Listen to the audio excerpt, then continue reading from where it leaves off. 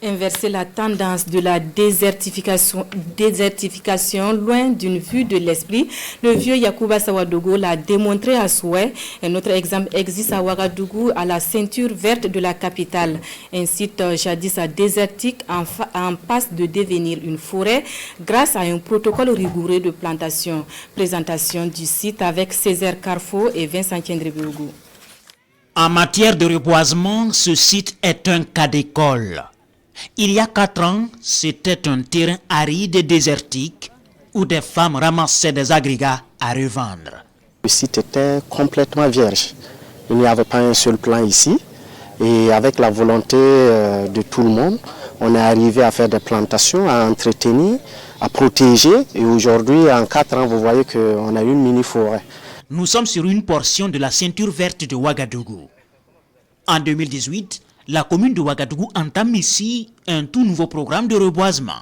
C'est un site qui a été choisi justement pour expérimenter et montrer que reverdir c'est possible. Parce que quand on venait, c'était un site totalement désertique. Et aujourd'hui, avec le concours de la mairie et de ses partenaires, et bien sûr avec l'État, on est arrivé à faire un reboisement ici, des modèles de reboisement qui montrent que quand on plante et qu'on entretient, vraiment on peut réussir à reverdir vraiment les espaces communautaires. Comment est-on arrivé à ce résultat? Eh bien, c'est un projet à multiples acteurs qui implique des services publics, des partenaires privés et des citoyens. Des sociétés d'État et des entreprises privées qui adhèrent à l'initiative peuvent venir planter sur un lopin de terre qui reste un domaine public et en respectant certaines conditions pour garantir toutes les chances de réussite de la reforestation. Quand ces entreprises arrivent, alors on a mis un protocole de plantation en place et qu'on demande à tous ceux qui veulent accompagner l'initiative de respecter, qui est d'abord de mettre un point d'eau permanent qui va permettre de, sans qu'il n'y a pas l'eau, le travail ne va pas marcher, c'est-à-dire que les plants ne seront pas entretenus. Et la deuxième des choses, c'est de sécuriser ce qu'on va mettre en terre, c'est-à-dire mettre une clôture. Il faut aussi suivre une certaine technique de plantation et n'utiliser que des produits phytosanitaires bio, car le site se veut écologique.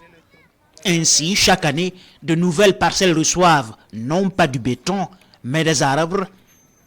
Et ainsi, le couvert végétal est progressivement reconstitué. Notre mission, c'est une mission d'encadrement, de suivi technique.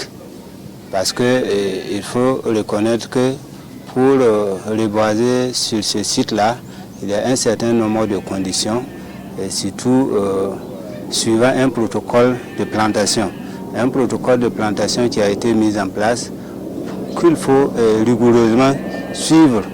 Du coup, les ramasseurs d'agrégats se reconvertissent en pépiniéristes ou exploitants agricoles du site et participent à l'entretien des arbres plantés. Au départ, la ceinture verte devait constituer de poumons verts qui encerclent la ville de Ouagadougou. C'était un poumon vert qui allait encercler la ville de Ouagadougou avec tous ses avantages. Des avantages environnementaux et écologiques.